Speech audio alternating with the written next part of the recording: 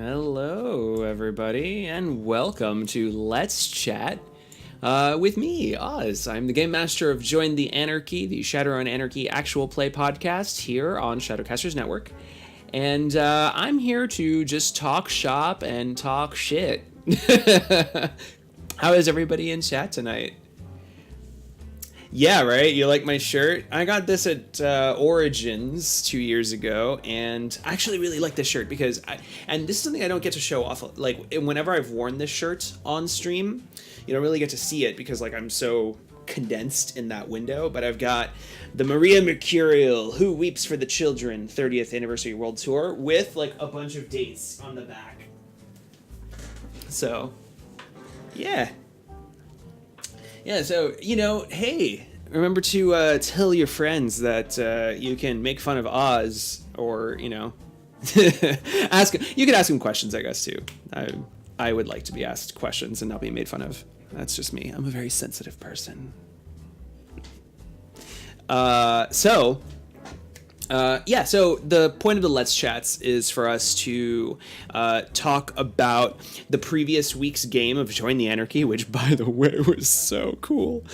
And also from there, talk about where could we go next, talk about what it's like to be a GM for Shadowrun Anarchy, what it's like to be a GM on live stream. Basically, any questions that you could possibly want to ask me, I'm here to do. I'm here to do that. So, and if not, I mean, we could just talk about whatever. Is Damien Knight in the building right now? Maybe. You know what? This is, that's up in the air. I'm definitely aware of the possibility, the very good possibility, that Damien Knight is in the building somewhere. Probably on the top floor. Definitely on the top floor. How much pi is too much pi? 3.142. That's too much pi. That's no longer pi. That's excess.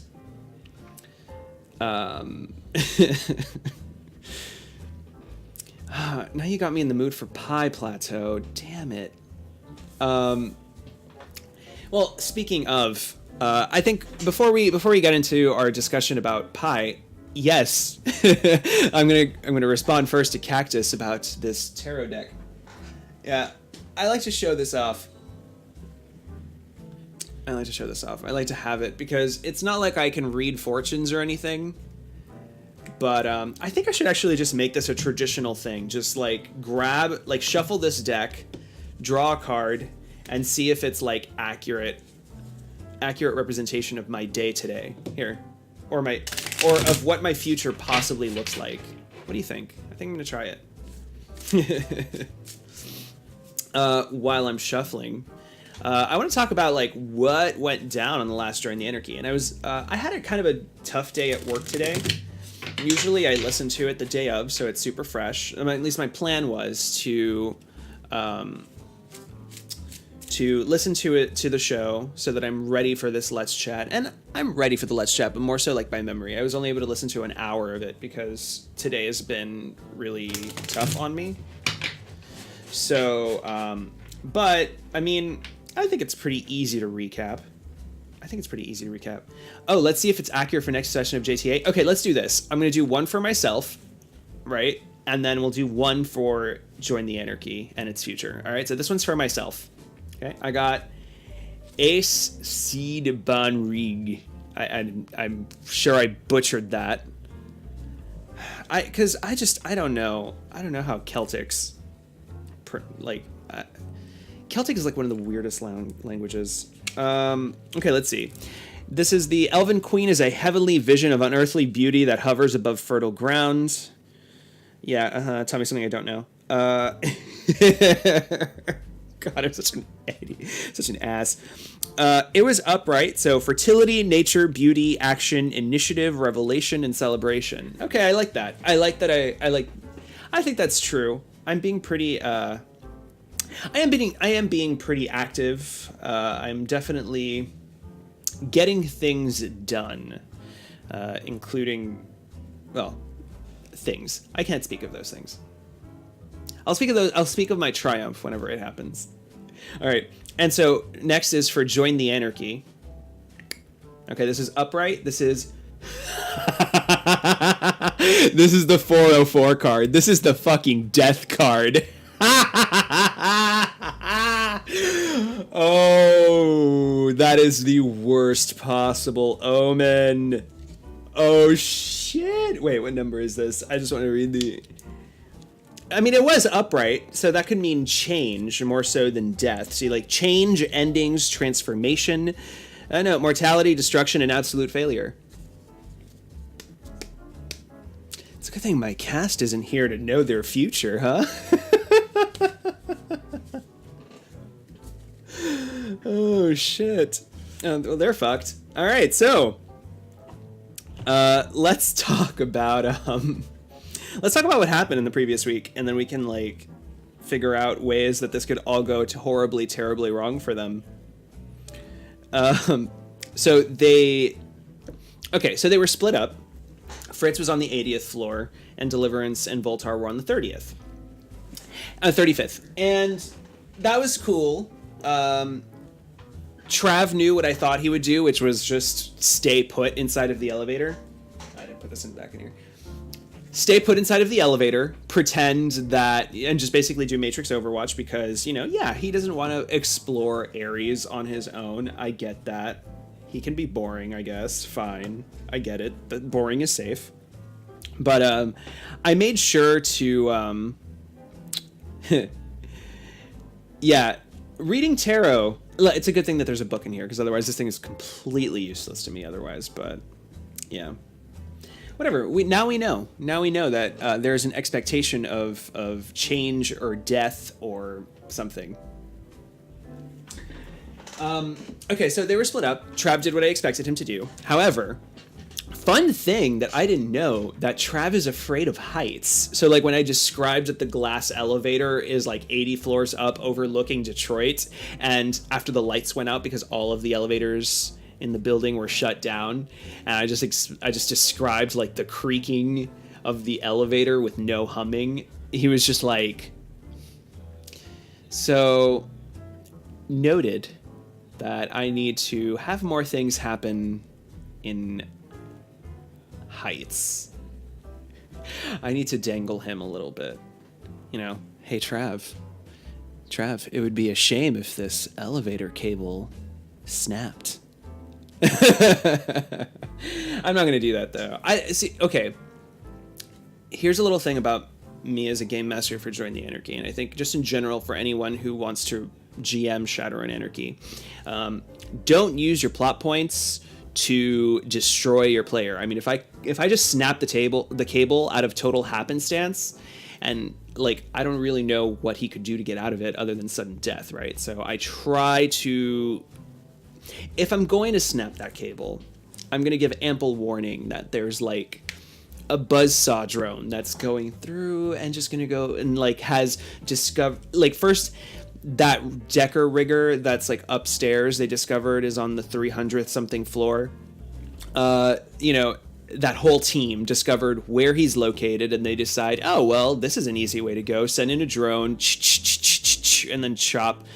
But like, there would be ample opportunities for him to understand like his life would be in danger, right? So, yeah. I'm just thinking about it. It doesn't mean that it's going to happen. I just know that it's an idea that I can have on the back burner.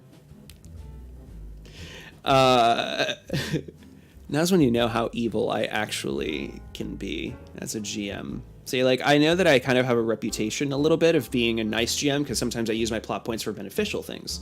I use my plot points as things that I think would benefit the story and the plot and just to keep it moving, right? I don't want to just always be a hindrance because then that can be really boring and also limit them spending plot points because they don't want me to spend plot points against them, right? Whereas sometimes I use it for their benefit. But I'm always thinking of ways to kill them.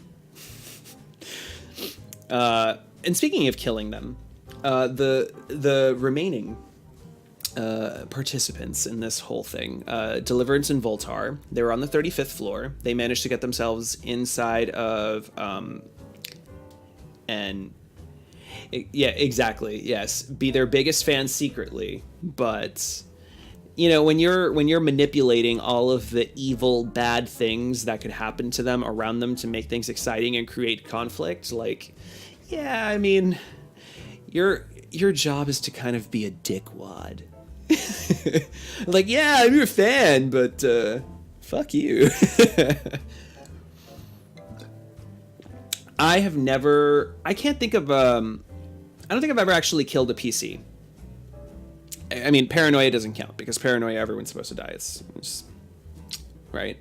Life is cheap, but and Dread doesn't count either. I've played Dread with the Jenga tower, the horror game. I've GM'd that. Obviously, people die in that too. So, when it comes to these kinds of games, I've never killed anyone in Shadowrun, and I've gotten close.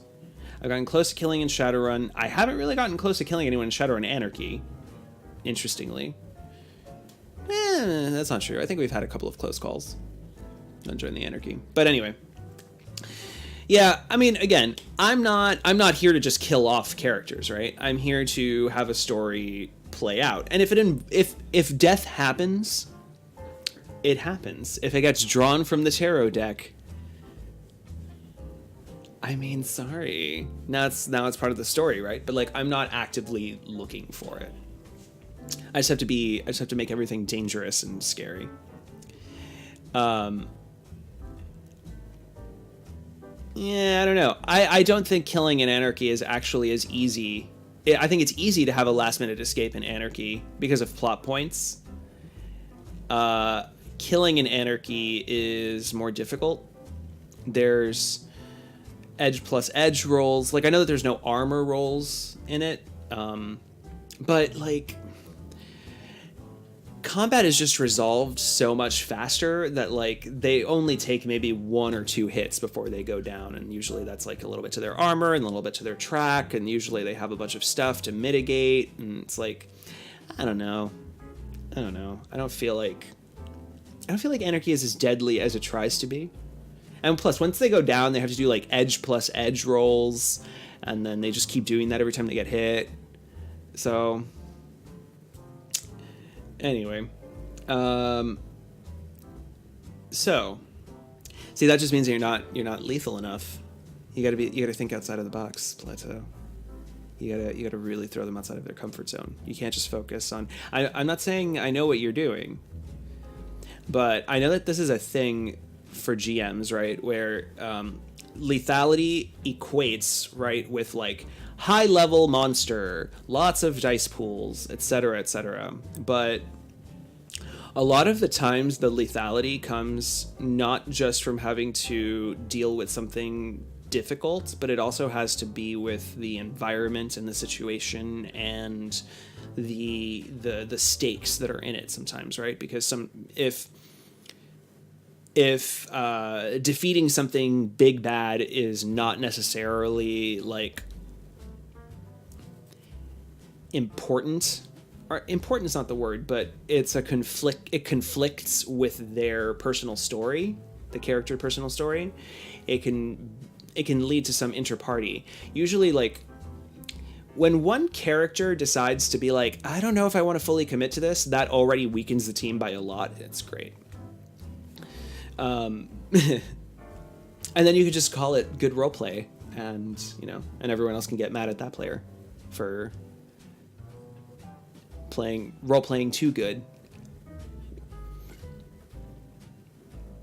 And attrition is another factor, which is also why I'm having plot points and edge continue to carry over in this one. My plan is slowly whittle them down. I mean, luckily we have lots of great support from our audience. Thank you so much, which is what's keeping them alive.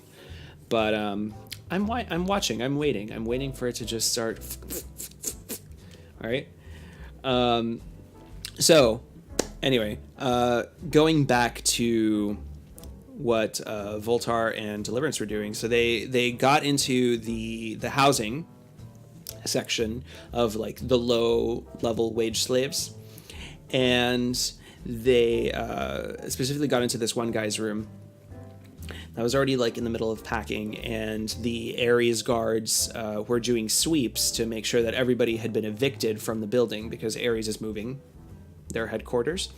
And what ends up happening is they get into a fight inside of this room. Deliverance has the awesome idea, and I say this in both a ooh, you know what? It's just okay. Hold on. Let me just explain the situation. She summons an earth spirit, and we describe it in that heat of the moment without even really thinking. Okay, that it like forms out of the walls of the concrete and the metal beams and shit, and just like, and then like rips out a hole of the wall that looks out into Detroit. So like for me, it was just awesome scene setting, right? Because why have a fight in an enclosed space when you can have a fight in a space 35 stories up where somebody can boot somebody else off the fucking building? You know what I mean? So her bringing in that earth spirit just gave me that opportunity to be like, ooh, cool, let's rip off the wall. But I did not expect how things actually ended up going down. I mean, they dispatched the guards, like whatever. But then I brought in, they were like, okay, great. Let's just go back to the elevator now. And I was like, no. Hold on a second, hold on. Because I would rather have you scale the side of the building, which is way more awesome than having to go through like security checkpoints and whatever garbage that I have to do inside of the building, right? Like, let's have some fun, right? And so that's when I was like, ooh, I can introduce the Rigger character, Soy Mage's NPC, because the stream boss at the end of every episode gets to make an NPC, and Soy Mage had this like Decker Rigger for the building, basically the lead security spider of Ares headquarters. And you know, we designed stat blocks sort of and everything, and like we know like what she's capable of. And so, you know, when the wall gets ripped out from a building, you know, it's gonna send there's definitely a sensor or something that picks something like that up, right? So that alerts the security spider starts sending in drones through the hallways, so now they can't leave. The only way out is out. So that was awesome.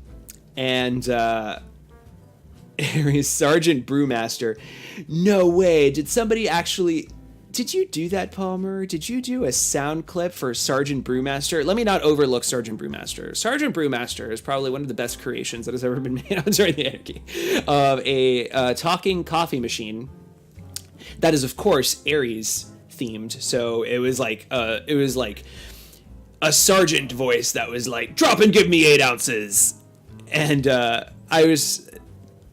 that really warmed and tickled my heart. I have no idea how it came to be. I know it was somebody in chat that suggested it. I don't want to make an assumption, but I have a pretty good idea who it was. And yeah, right? Like, there has to be a line of Sergeant Brewmasters. This wasn't just the one. This was like some wage slave that had this coffee machine. It's not an original. There's a line. You don't deserve coffee, dirtbag. Oh god, that's like the worst coffee machine ever. I mean, it's effective. It's effective because soy calf is probably less efficient than actual caffeine, right? So anyway, Deliverance and Voltar have no other choice but to exit through the outside of the building. So Voltar is scaling the side of the building in the middle of the rain and wind, 35 stories up. Deliverance gets an air spirit to lift her up. And then, of course, I'm a bitch, and I'm like, well, let's see. Ares, they would have flying drones circling the building to also review the perimeter on the outside. So then let's start sending in some air drones while they're climbing the building. And so that was able to, like, I was able to bring Fritz into that and then, you know, try and snuff those out. And it was a lot of close calls. And it was lots of narrow misses. And I was like this close. If they had been caught, they were like this close to being caught, because like they had security guards that walked into the room and they like looked out of the hole and saw them. But at that moment, Trav had like this very clever plot point and said, hey, these angry Ares employees just like run in, bum rush these guys and just kick them off the building. So now there's like these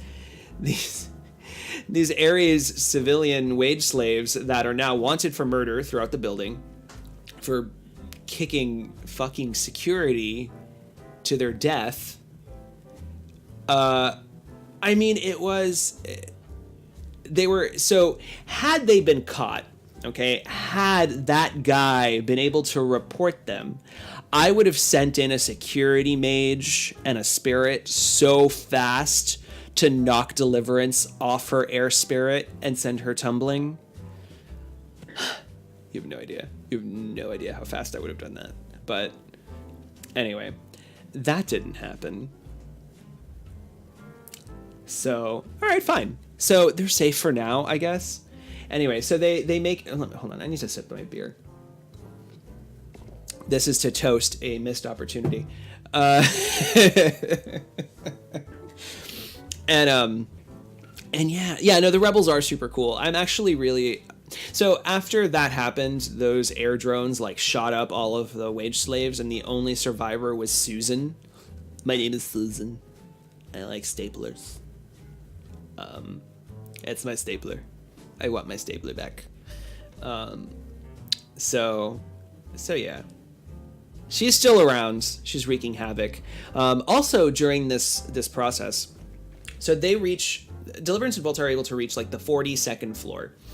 And, they reach the balcony and the door swings open for them, because now they have a new ally, a security guard, like this an orc security, not, I guess a spider, technically a spider, right? Just like a lower level spider that has already been monitoring them through cameras and has just basically been sitting in his little office, his little cubby office, shut off from everybody, just like naked, scratching his balls because he just doesn't give a shit anymore because he's about to get fired in a couple of days. Yeah, I mean, it's so now he's like, they have an ally on their side. They have like an ally security spider, and this guy has basically said like, I don't like this security spider on the 300th floor. And like my backstory for that is that the gnome, so this gnome that runs that section of security, right, for the whole building, she would have been the one in charge to decide who gets sent to Atlanta and who doesn't in the move of the headquarters, and she very obviously didn't pick him. And he took it personally. He thinks, it's because I'm an orc, I'm being discriminated against, and now he doesn't give a shit. And I felt bad because I had this character describe the gnome as like a bitch, and it just came out of nowhere. But it was like a guttural, like, that's what he felt because he felt wronged by her. So it was something I didn't apologize for right then and there, but I wanted to apologize about it anyway now, because I'm like, he's pissed, right? Never an excuse to call a woman a bitch, but it's in character. So, anyway, so now they have an ally, and that's going to lead to some interesting things, I think, because at some point, that gnome security spider and him are going to have some kind of, I don't see that charade going on for very long. You know what I mean? Like, he's not going to be able to get them through as much. He doesn't have the kind of security clearance that she does. And if she ever gets wind of what he's doing, oh, buddy. And speaking of her, like, her intel is slowly narrowing down. This is something that I obviously didn't say on the Robot Wars. Yeah, I don't know if he has access to like anything but like low level maintenance drones, right? Like I don't think he would have access to gun drones, but when it comes to this gnome security rigger, I feel like she's triangulating where the trouble is, right? Because there were elevators. Supposedly elevator 17 was the problem, right? But then they shut down all the elevators. They had security guards who are sort of off the map right now. Like they can't be reached. Voltar like, picked up the radios and said, April Fools. Yeah. So they're triangulating there. Then a wall gets ripped out. Wage slaves, like knock somebody off. I have a feeling that they don't know exactly where the problem is yet, right? But they can probably tell it's between here and here, right? And they're figuring out, they're triangulating. Hi, Erica. And Plateau, I see your question. I will answer it as soon as I'm finished. So like they're triangulating, and it's only a matter of time before something slips up, right? And I can finally have like that cat and mouse game going on. Like it's happening. It's just off to the side right now because they're still good. They've been close, but they're doing okay. So yeah, and that's basically where we left off. They ended up on a floor, like a barracks floor on the 42nd floor, where like, so apparently like everybody, all of these wage slaves and these like security people decided, hey, fuck it, let's have an orgy on the barracks floor, and so that's happening. We recently introduced this thing for our audience to do, to like role play the NPCs in like big group NPCs, like individuals within it. And I hesitate to ask them to role play an orgy. I don't feel this is appropriate. If I wasn't under Twitch TOS, right, I feel like I would totally go for it but this is no. Is Ares recruiting in Atlanta? But no, unfortunately, no. This is a private party. So that's where they left off. So I'm going to talk a little bit about where I think I can go from here and kind of what my goals are moving forward. But first, I do want to answer Plateau's question of what do I think about running a Shadowrun campaign without deckers? I mean, it can be done, right? I feel like the Matrix adds a layer of... I love the Matrix, personally. The Matrix is... I know it can be very confusing and intimidating for a lot of players, and this is both coming from a Shadowrun 5e perspective as well as an Anarchy perspective. But I feel like if you don't have a hacker, you're kind of missing out on the control aspect of a cyberpunk world, right? Where you can hack the world and, shut things down and make things like... For me, hackers play a control role. They control a battlefield in certain ways. I think ultimately your job as a GM is to help them be able to control the battlefield better. Let me see. The rest of the party. You can't really do anything as they're all outside the Matrix. How do you keep the Decker's turn from being boring, basically? Yeah. You always have to think about what their correlation is. What is a Decker or a Technomancer's correlation to the current situation? When people play a Decker or any kind of hacker in these kinds of games, they're obviously not there to be combat. they're not there to sling spells. They're there to provide support and fuck around with things, right? That's what I think of. Like, if I'm gonna play a hacker, that's because that's what I want to play with. I want to play with finding things out. I want to play with, I want to play with digging around and making things easier for my teammates while I'm like off in the back, right? So you always have to consider what is a hacker's use here. In other words, one of the great things that you can do with a hacker, and I started saying in other words, but I don't know if I have a thought to continue that. So one of the great things that you can do with a hacker is make them the time mechanism, a timer mechanism. And what I mean by that is, a door is locked and the only way to get through it is to hack it. We can't get through. Then there's like guards coming this way, and so your team is fending them off, but your hacker is a timer, right? So they have to get marks. And this is if you're playing 5e, right? They have to get marks on the door, and then they have to hack the door to help them get through, right? And that can create some tension.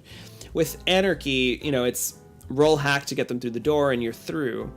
But if they fail or if they glitch, then you're still creating a timer, right? Because you're shutting off that access point for them. Yeah. And if the player is not super knowledgeable about decking, and it can be tough, right? Because I feel like we sort of saw this in the first campaign, right? I love Paige, but when it comes to Matrix savvy, she's not on it in the same level that Trav is, and even Trav feels like he's not really on it, right? Now, Paige did some really cool stuff with decking, but it's like moments of inspiration, right? And decking is a very creative space. And it's really weird because for a class that's about, or I say a class, an archetype. For an archetype that's so about like numbers and code and stuff, to really get the most out of a Decker or Technomancer, you need a player that's creative and that is willing to interpret those rules in strange, interesting, fun ways to mess with things. I find it to actually be the most creative of all of the roles. Usually when a combat or a situation is about to happen, it's about like, oh, well, there's like 5 goons over there and they're all carrying heavy machine guns. What do you do? Nobody ever really talks about like, well, where are the cameras positioned, or where's like this car that I could potentially hack to run them all over, or like shut down some doors, shut off lights, there's all kinds, or start messing with their cyberware. There's so much that you can do. And I think hackers have to sometimes like read between the lines, and they might even have to ask some questions. They have to be like, does this person have cyberware that I could hack? And as a GM, when I see that a Decker has an idea, I want to be amenable to that, because yeah, it can be tough for them. And if they're asking the questions, they're trying to be creative. So don't shut them down. Give it to them, because that's how they can affect it. I guess it's kind of like a two-way street of creativity between you and the GM. So like, don't feel like as a game master, you have to have everything. You have to have scenarios planned out for your Decker to solve, right? Just let them paint, right? The Matrix is their canvas. So let them fuck around with whatever it is that they can think of that would be in that scenario. So, and yeah, I agree. Decking and Anarchy especially is all creative. So, yeah, it'll be on YouTube. I'm sorry your internet cut out, but yeah, it'll be on YouTube, so you can read. Listen. You are listening to me. You are not reading. I guess I could transcribe it, but I'm not going to. Should get a team of transcribers. That could be fun. One day, I'd love to have transcribed versions of all of our videos and all of our actual plays, but that's an undertaking, right? One day. Anyway, so really good question. I like that a lot. I love talking about deckers. I definitely, I always get sad when I see people like, stay away from the Matrix if it's your first time. I was like, no, I have to jump into the Matrix. I need to see it in action, and I need to have it be a part of my game. Like, it's integral. IMO. There's so much technology in the Sixth World that when you're just leaving it to guns and magic, you're missing out on such a, like, what makes cyberpunk is the cyber, right? Like, you need to have machines to fuck with, and you need to have like AIs and weird constructs. So yeah, don't be scared. It's just, if someone is showing interest into this character, you need to give them things to play with. Consciously, right? Ideally, give them things to play with. And if they ask a question of something that you didn't consider, try to not say no. If it's something that just makes no sense that they wouldn't have it, then say no, right? But for the most part, let them have it. Let them play around with it. And because they're like the mischief makers.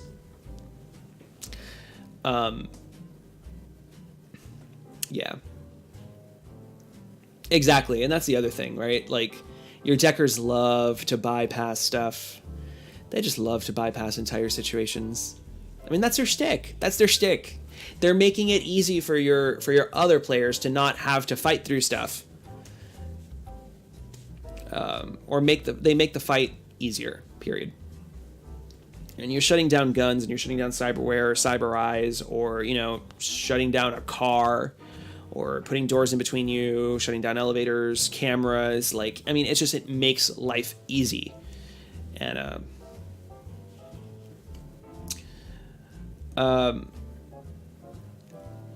And yeah, I could see why there's an SR5 barrier to the Matrix. But luckily, that's why Anarchy is around, right?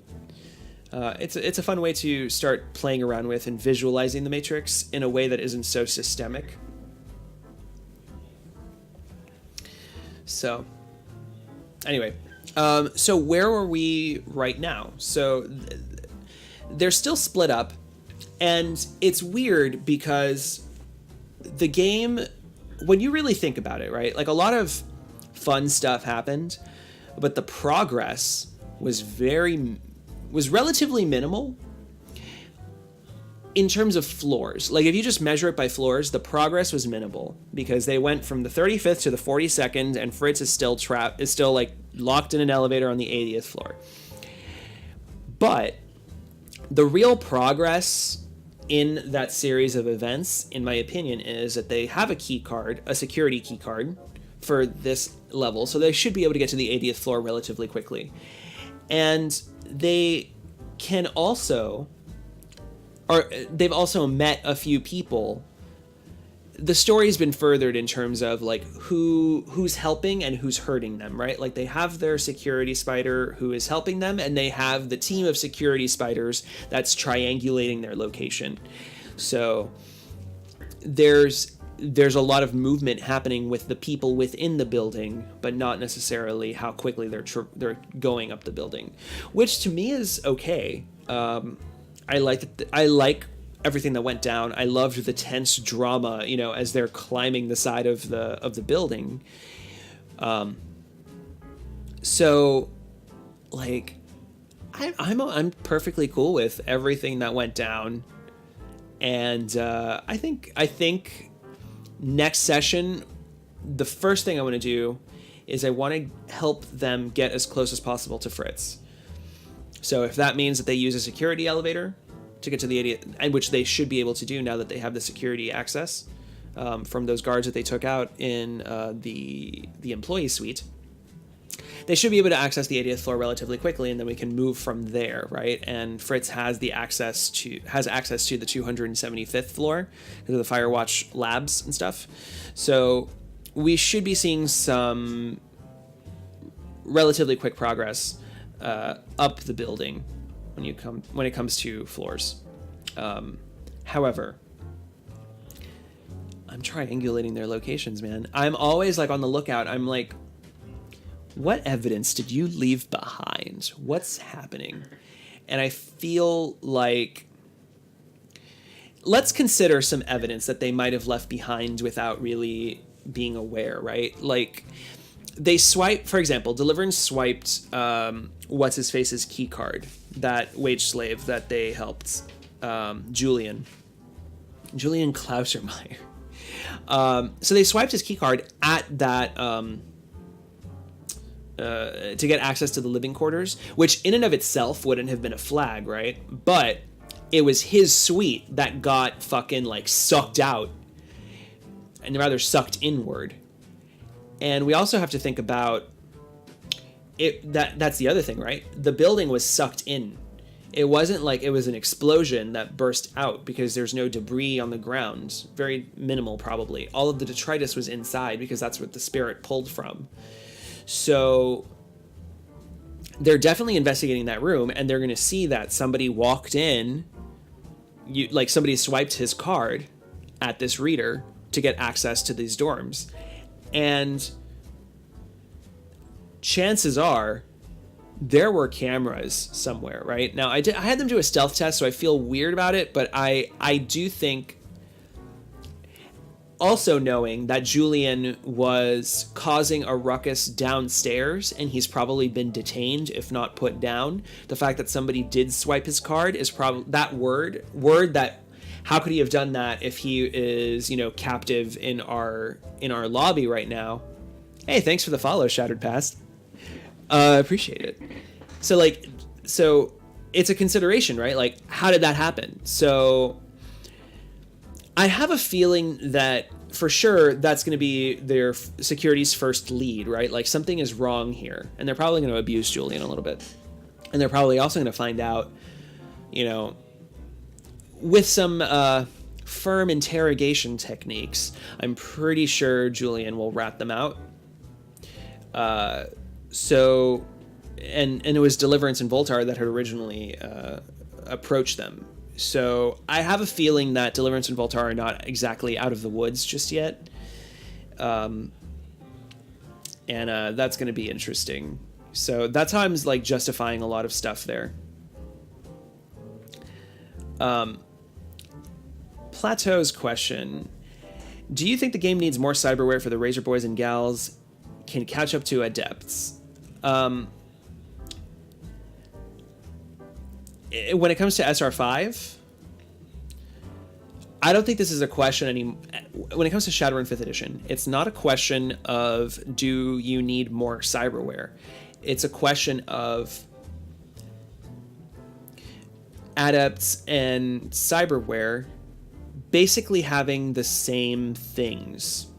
I mean, this is one of the, and actually this is also the case in Anarchy, where it's basically two ways to get the same bonuses, right? Like, if you have a cyber arm, you have a plus to strength. If you have improved strength, then you have bonus strength if you have that adept power. So it's just two ways to get the same bonuses. The only problem is that, like, one is magical and, subject to background count, whereas the other one is subject to being hacked and also has essence limits that adepts don't have a problem with, right? It's and then of course, it's can you afford the cyberware?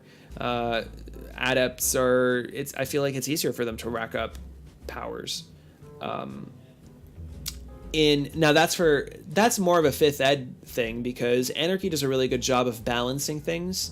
You got the same bonuses, but because there's relative limits to how many shadow amps you can have anyway, and all of the amps cost the same because it all runs on a system of karma rather than karma for adepts and Nuyen for your Razor people. I like the balance in Anarchy way more, and it's really just about pick your flavor, right? Like, how do you want to do the thing if you're going to be a Razor Boy versus an adept? So yeah.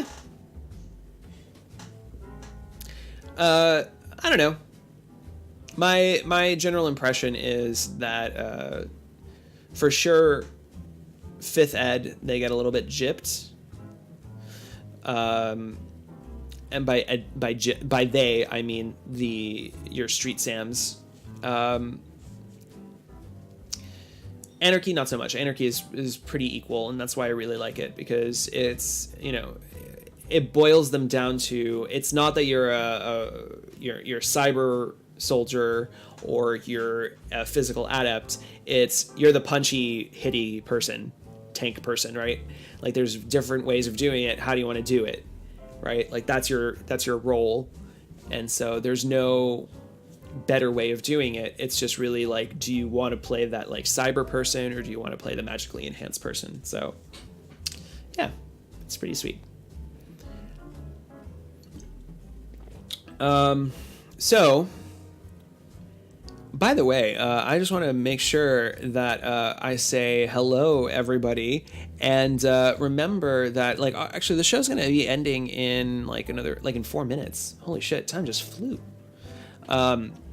Yeah, so that means that I need to make sure I plug a little something. Make sure that you stick around after this show, because at 9 p.m. Eastern, basically in 15 minutes from now, Optiverse is going to have issue 2. Optiverse is a Mutants and Masterminds campaign, and it's actually going to be an anthology series. It's our most ambitious project ever that Opti just kind of came up with, and I'm very excited to see where they go next. So yeah, stay tuned for that. The show will not be over after I sign off.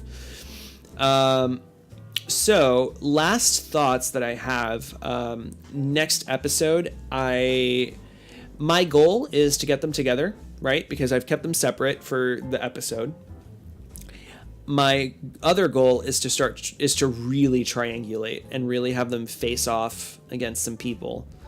I think now is the time to, like, but I just don't want to make it artificial, right? If they're good enough, if all of their roles are good enough that they can circumvent, that's awesome. They deserve it, right? And I'm going to give it to them. But I'm always going to be keeping my eye out for making the next stage, right? Floor 80 and above, the next levels of elevators. It's like 80 to 160 maybe. To make that an even tougher challenge. And then just be like, oh my God, we still have to get from here to, the Firewatch labs. And yeah, I think it's gonna be interesting. I love that I've made this multi-parts, and it's gonna be I feel like there's gonna be a while that they're gonna be in this building. But I also want to be conscious of the fact that I don't want it to feel like I'm dragging out the potential conflicts, right? So, like, they have certain goals. They want to get leverage on Voltar's father, they want to meet Voltar's mother, and they need to find that golden idol that El Marquez sold to Ares and Tombstone Orion wants back. So they have goals, and they haven't really been able to achieve any of them yet because they still need to keep climbing up the tower, right? So I have to make sure that I start hinting at ways for them to accomplish those goals, so that it's not just how do we keep climbing and climbing and climbing. But then again, maybe that's what makes having to be in the Ares headquarters in the first place so hard. Then again, I mean, honestly, like, Fritz has the lab access to get to the 275th floor, so they could just like skip that middle section and show up at the next tier of stuff, I think. Yeah. As considerations, just thinking about it. So, with that said, thank you everybody for joining me for Let's Chat. You can follow me at, you can actually, there's follow me personally at Ozcore, OZZKORE, or follow our show, Join the Anarchy, here at Twitch Anarchy on Twitter. If you want to watch the show, we're going to be on next Monday at 9 p.m., and if you want to show up a little earlier, you get to see Opti, who's the game master of Mutants and Masterminds, do his Let's Chat before our show. So if you're really enjoying Mutants and Masterminds and you're here for Mutants and Masterminds, don't miss the opportunity to pick his brain next week, right? And see if you can maybe help him out, figure out some ideas for his next episode. So with that, what else? Oh, other things I want to make sure that I announce. So aside from this episode 9 p.m. Next week, I will also, and I did an announcement of this on Once Upon a Tabletop, but I want to announce it now. I will be next month premiering a new role-playing game. I'm going to be GMing The Sprawl, the cyberpunk RPG, just straight cyberpunk RPG powered by the apocalypse, and it's going to premiere May 11th. That's Saturday, and it's going to be 1 to 4 p.m. So mark your calendars, because that's going to be our session 0 episode, and that's where we're going to be creating the world together.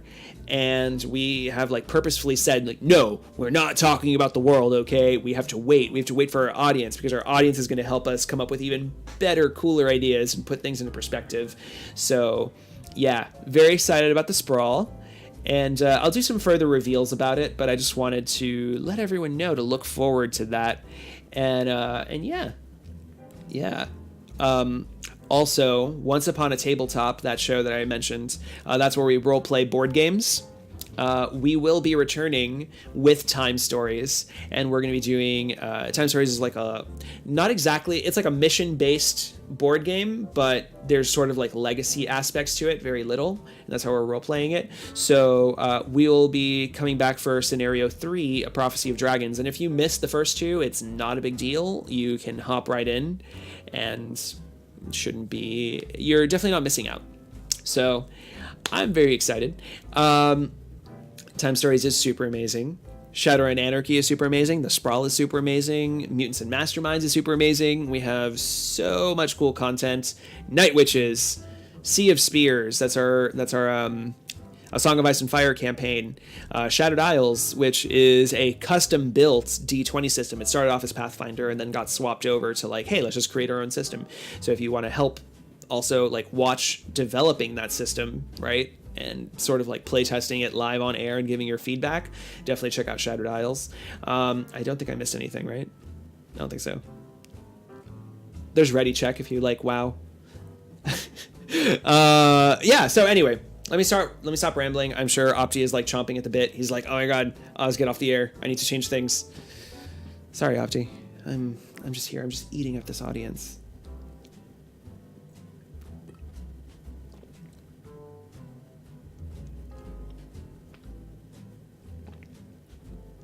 I love you, Opti. All right, let's. All right, I'm off. Have a great night. Let me stop bothering. Yeah, stick around. 5 minutes.